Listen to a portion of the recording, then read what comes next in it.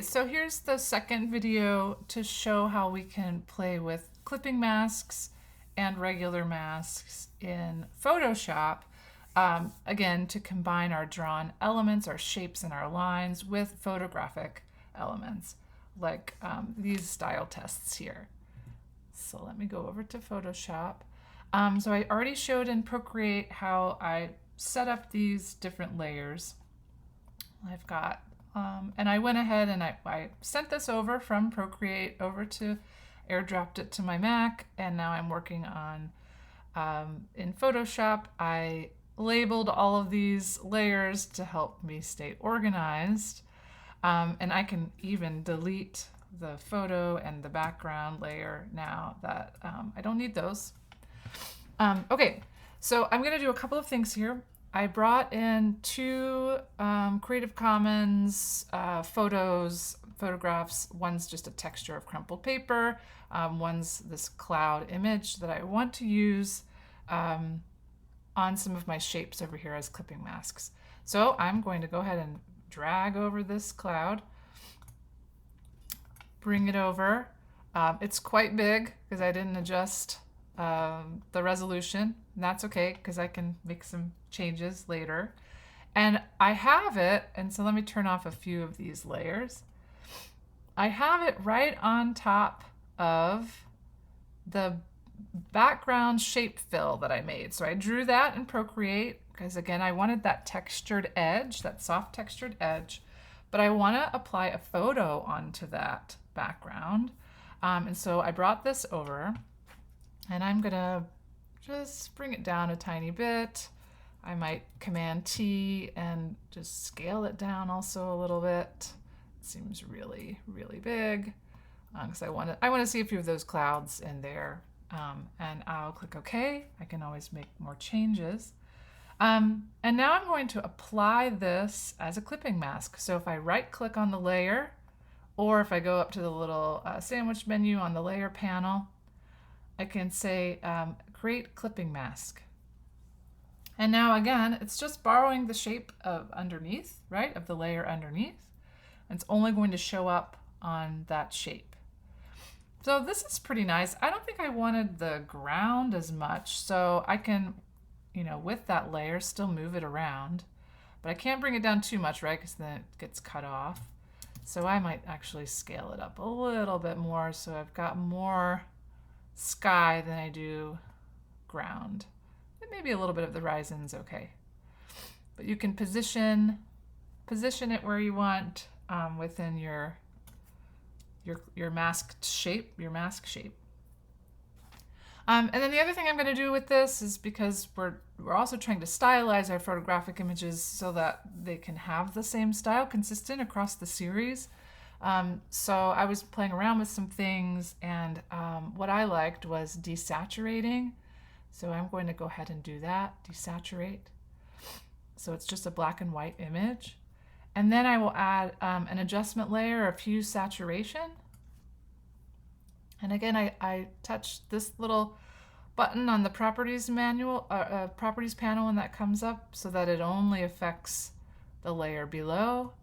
I'm going to check colorize because I want to borrow the value range here, but apply an overall color.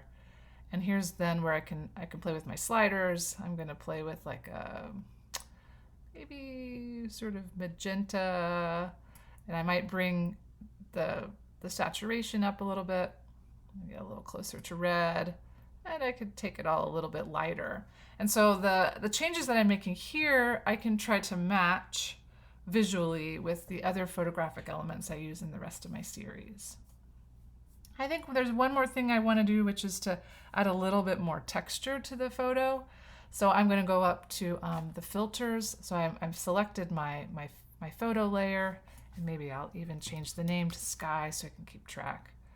And then I will go up to filter, and I'm going to add a noise filter. Ooh, and that's too much. I like the preview, you can really see, but I just want to add a little bit of noise to have a little bit of that textural quality that almost, mimics some of the texture that I drew in the value on the plane.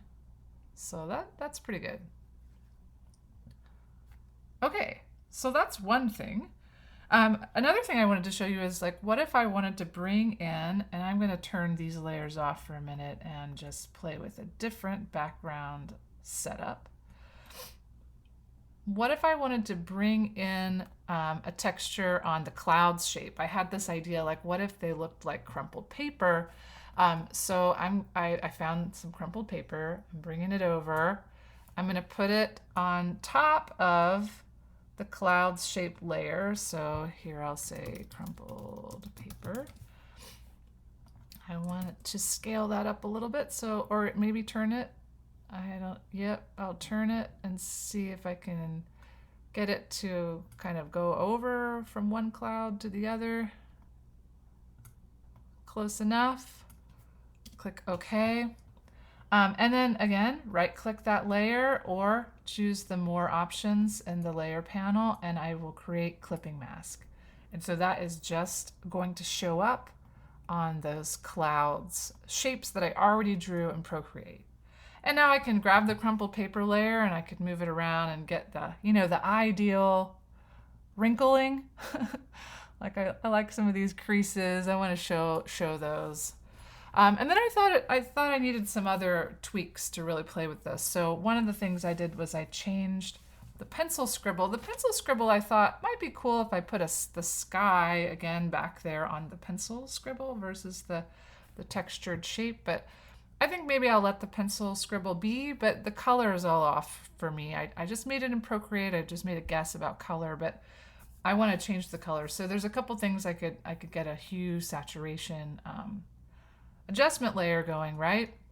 I can also add an effect. I think we tried this once before. So if I double click to open up the layer styles, I can either do a color overlay and I can choose the color that I want here. Click OK. You can also play with the opacity of that. Or instead of color overlay, I thought a gradient might be neat. So if I go to gradient overlay and then I could choose, I kind of like the idea of these purples and blues. So I might play with one of these gradients here that kind of have that purple blue connection. Something a little softer maybe. And you can adjust the angle and that kind of thing. I'll click OK.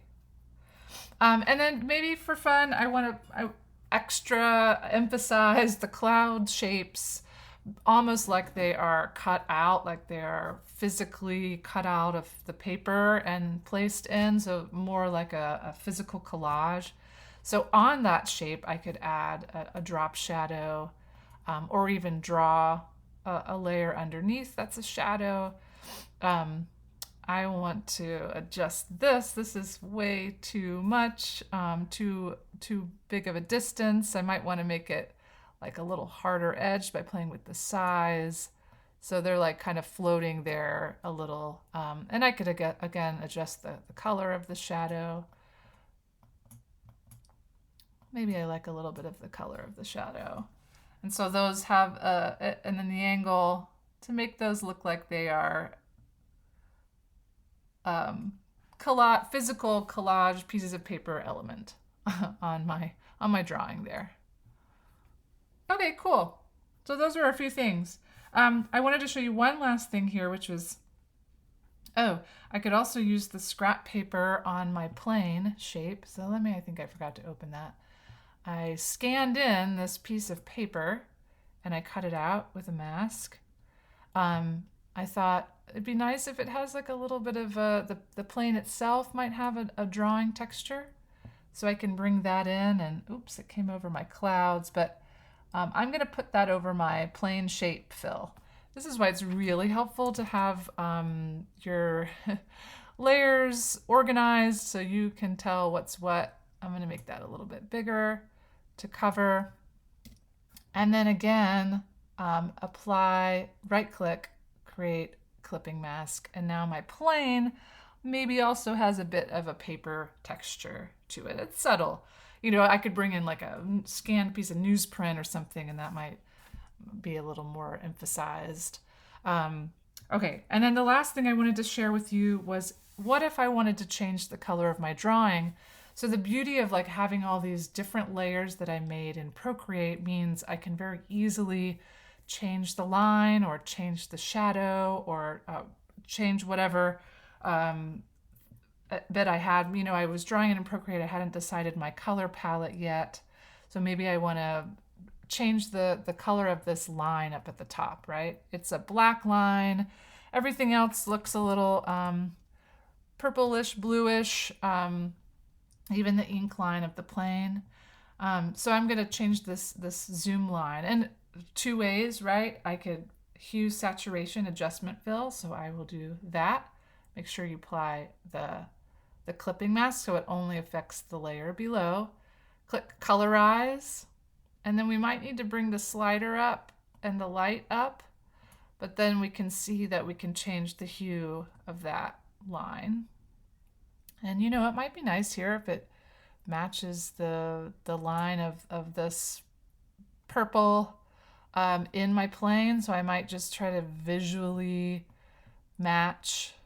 I need to get a little more purple, a little more desaturated, a little more blue. I'm just trying to kind of visually match that color.